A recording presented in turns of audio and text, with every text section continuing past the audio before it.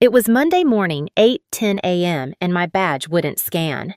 I swiped it once, twice, 3 times, but the light stayed red, mocking me with its stubborn glow. My heart sank heavy and cold, like a stone dropping into a well. I knew this wasn't just a glitch. This was the beginning of something much worse, a moment that would unravel everything I'd built over years of sacrifice. Little did I know it was also the start of a journey that would change my life forever. My name is Jessica Harper.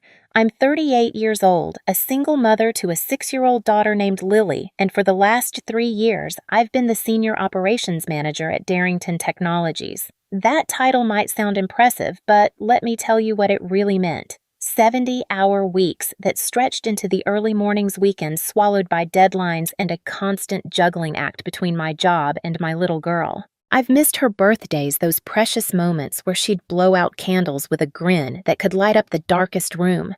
I've missed doctor's appointments, rescheduling them with a guilt that gnawed at me late at night. I even missed her kindergarten graduation, watching a shaky video from the sitter instead of being there to cheer as she walked across that tiny stage in her oversized cap. All of that I gave up willingly, no desperately, to keep Darrington from crumbling under its own ambitious expansion. I thought I was building something, proving something not just to them, but to myself. But apparently none of it mattered. That Monday, I was exactly 10 minutes late. It wasn't a habit. It was a fluke, a rare crack in the armor I'd worn for years. Lily had spiked a fever the night before, her little body burning up under the covers, her whimpers breaking my heart. I'd stayed up calling the on-call nurse twice, pacing the living room with a thermometer in one hand and my phone in the other. I barely slept. My eyes gritty and my mind foggy. But I still dragged myself out of bed at dawn, made sure she was stable with the sitter, and raced to work. I thought I'd made it, that I'd dodged the bullet. But when I got there, my badge wouldn't scan. I stood at the employee entrance, the cold metal door staring back at me, and swiped again. Red. A third time. Red. Then someone from accounting, Karen, I think her name was, walked by, her heels clicking softly. She gave me a sympathetic glance, the kind you'd give a stray dog in the rain. "You might want to go straight to the main lobby, Jessica," she said, her voice low. "He's waiting for you." I didn't need to ask who he was. My chest tightened, not from fear, but from disbelief, a slow, sinking realization that something was about to go very wrong. I walked through the building past the familiar hum of printers and the faint smell of burnt coffee toward the lobby. And there he was, Craig Whitmore, my boss, standing with his arms crossed, his face carved from stone. "Jessica," he called out as soon as I stepped into view. His voice sliced through the room like a blade, sharp and unforgiving. A few team members lingered nearby, some pretending to check their phones, others frozen mid-step, sensing the tension but too afraid to intervene. No one said a word. "I need to speak with you now," he said, turning on his heel and leading me through the glass doors into the main conference room. There was no warmth, no "how's your daughter," not even a flicker of concern in his eyes. Just the click of his polished shoes on the tile floor and the heavy thud of the door closing behind us, sealing my fate. The room was dim, the blinds drawn tight, casting thin shadows across the long oak table. It smelled faintly of stale coffee and whiteboard markers, a scent I'd grown used to after countless late-night meetings. Craig didn't sit. He stood, arms still crossed, his posture rigid, his eyes sharp as he turned to face me. "You were 10 minutes late," he said, his tone flat but laced with accusation. "I know," I replied, my voice steady despite the storm brewing inside me. "I'm so sorry. Lily spiked a fever last night. I called the on-call nurse twice and didn't sleep. I got here as fast as I could." He didn't even blink. "So that's the excuse." I paused, confusion hitting me like a wave. "Excuse, Craig, I haven't been late ever." He raised a hand, cutting me off as if I were some intern he barely tolerated, not the woman who'd carried his department for 3 years. "I don't want to hear it. Your loyalty is clearly elsewhere. We can't have people here who think personal problems are a free pass to break protocol." I blinked, stunned, the words sinking in slowly, each one a punch to the gut. "I've worked 70-hour weeks since 2020, I said, my voice rising despite my effort to stay calm. "I haven't used a single sick day. I haven't taken a full vacation since I started." And last month, when the Atlanta branch system crashed, I stayed in the office for 36 hours straight troubleshooting with IT until we got it back online. And now you're late, he interrupted, his voice, cold and controlled like he'd rehearsed this moment. And you're making this emotional, which tells me exactly what I need to know. Before I could respond, he reached into his pocket and pulled out a remote badge deactivator, a small, sleek device I'd only seen once before during a high-level termination 2 years ago. My stomach dropped. He held it up, meeting my gaze with a look that dared me to challenge him. With a single click, the red light blinked, and he said, "Your badge has been deactivated. Security will escort you out." The room went silent, the air thick and suffocating. I didn't cry. I didn't scream. I didn't even flinch. I just stared back at him, at the man I'd sacrificed 3 years of my life, for the man who'd praised me for saving million-dollar contracts, who'd used my name in quarterly meetings as a shining example of dedication. 3 years of late nights, of missed moments with Lily, of pushing myself to the edge, all gone in an instant. I straightened my posture, nodded once, and said, "Understood." He looked disappointed, almost deflated, as if he'd wanted me to break to give him a scene he could point to as justification for this public execution.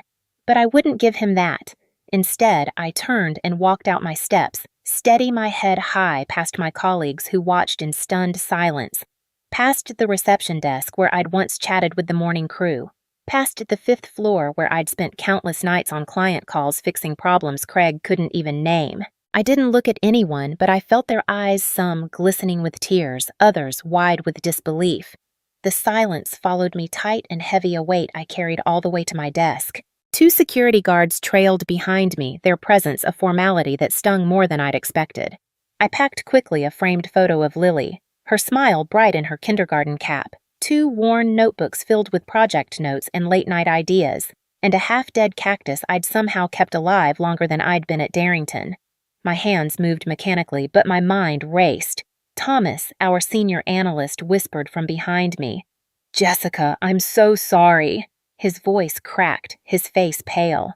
"It's okay," I said, though it wasn't. "Take care of yourself." And with that, I zipped my bag and left the spring wind biting at my cheeks as I stepped outside. The sting of shame settled in, not for being fired, but for how easily I'd been discarded. 3 years of loyalty erased in a single morning. When I got home, Lily was curled up on the couch under a blanket, her favorite cartoon flickering on the TV. Her cheeks were still flushed, but her fever had eased. I sat beside her, kissed her forehead, and forced a smile. "You're home early," she mumbled, her voice sleepy. "Yeah," I said softly, brushing a strand of hair from her face. "I get to spend more time with you today." She nodded, content, and drifted back to her show. But as I sat there staring at the photo I'd brought home, now resting on the coffee table, my phone buzzed. A message preview lit up the screen, from Eric Dalton, VP of Global Logistics, Devon Incorporated. Subject urgent. "Can you talk today?" I stared at it, my pulse quickening. Craig had no idea what was coming. I thought back to my time at Darrington, replaying the years I'd poured into that place. I'd started there 3 weeks after my divorce, when Lily was just 3. Still waking up crying for a daddy who wasn't coming back. I needed stability financially, emotionally, so I took the job and threw myself into it. It was supposed to be a stepping stone, a way to get back on my feet. But 7 months in, Craig promoted me, calling me his go-to fixer, and I leaned in harder. I stayed late, said yes to every crisis, became the one they called when things fell apart. I remember the winter of 2021 when Lily caught RSV. She was in the hospital, hooked up to oxygen, her tiny chest heaving. I worked from her room laptop, balanced on a tray table, while Craig called me 3 times, not to check on her, but to ask about a shipping delay in Dallas. I gave him the updates, my voice steady, my heart breaking, convincing myself loyalty would pay off. Then there was last year when our department hit its highest efficiency rating ever. I stayed up until midnight building the presentation Craig used to impress the board, charts, data projections, all my work. He didn't mention my name, not once. I told myself it didn't matter, that recognition would come eventually, but it never did. Instead, I got this fired for 10 minutes of being human, of being a mother after 3 years of being a machine. That evening, with Lily asleep in her room, I sat at my desk and opened my laptop. I didn't look at job boards or tweak my resume. Instead, I grabbed a notepad and started writing a list of everything I'd done at Darrington that went above and beyond. 16 overnight shifts pulling all-nighters to meet impossible deadlines.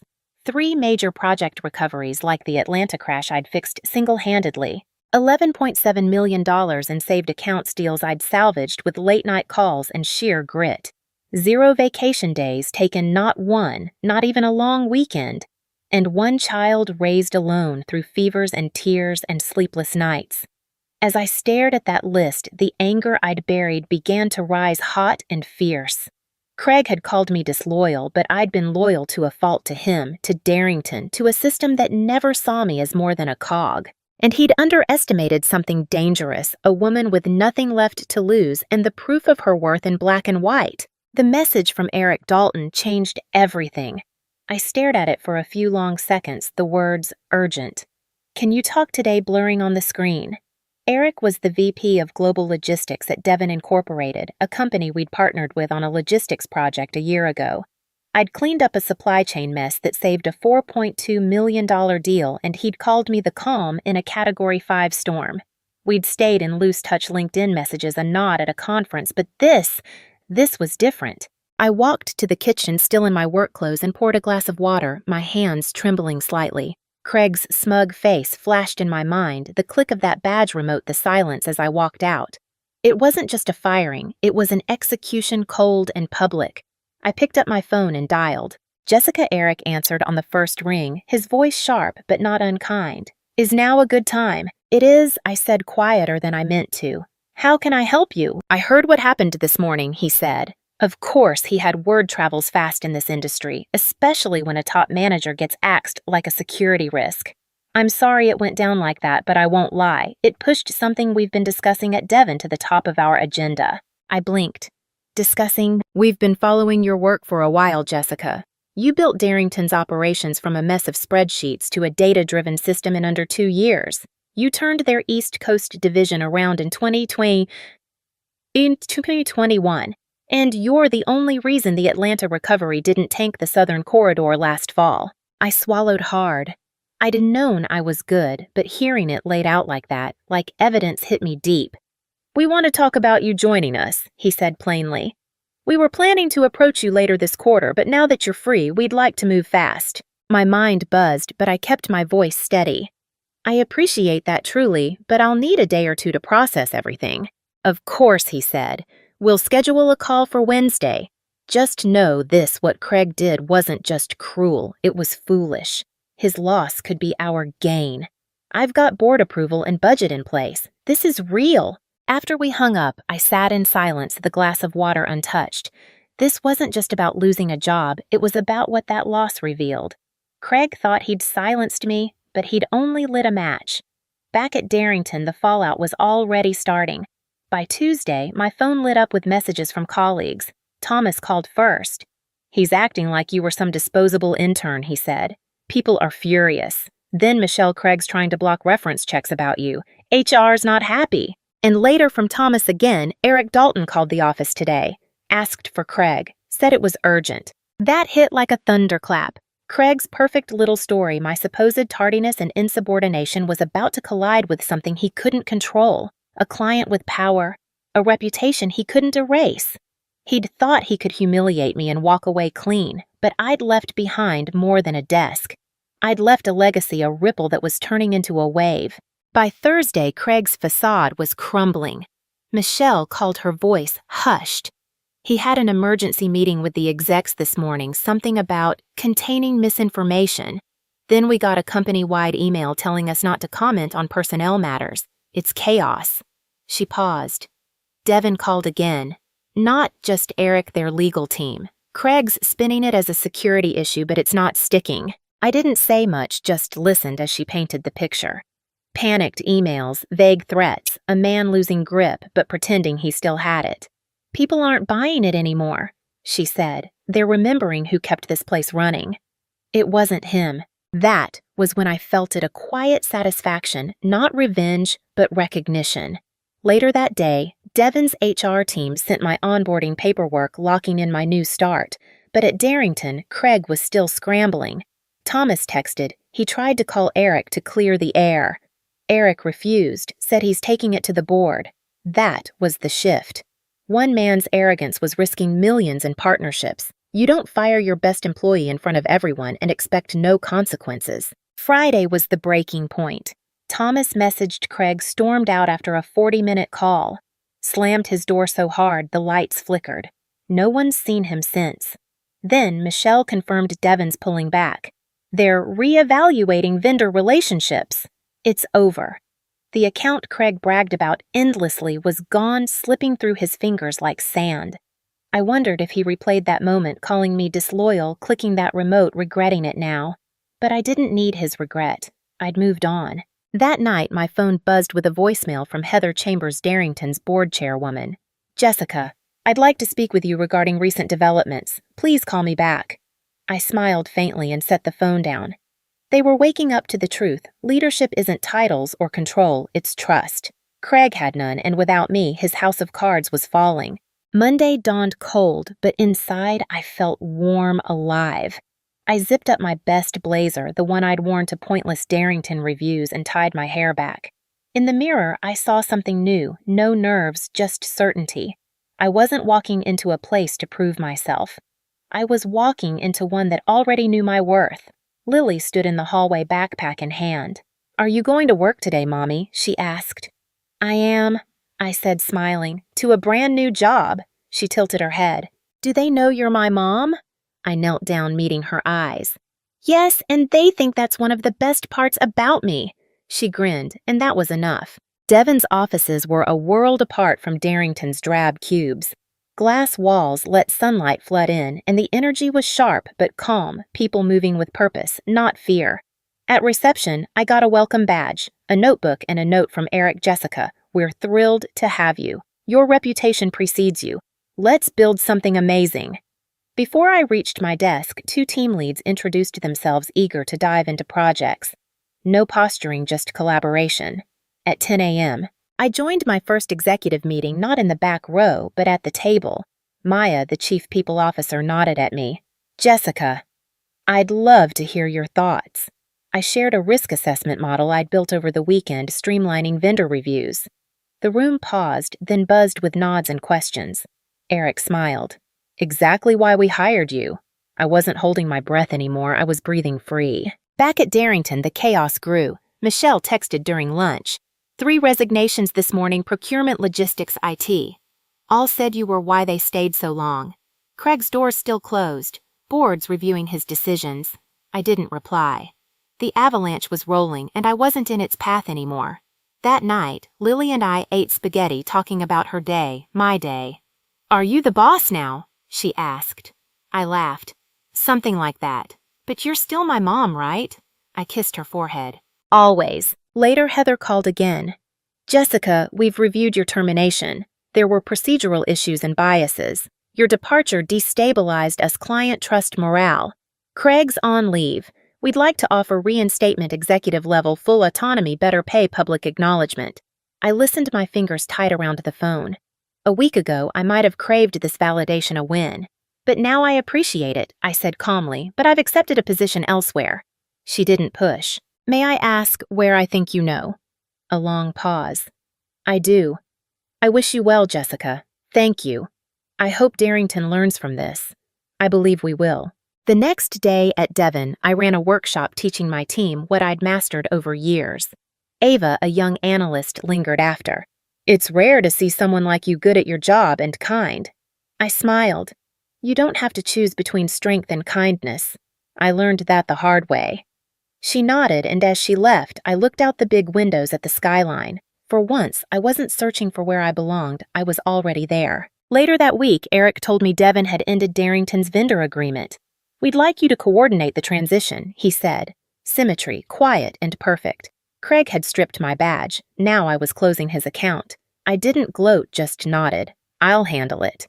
A package arrived days later, my old desk photo of Lily and me with a note from Michelle. "You were never invisible. Thank you for showing us how to walk out with our heads high." I set it on my new desk not as a relic, but a reminder of what I'd overcome.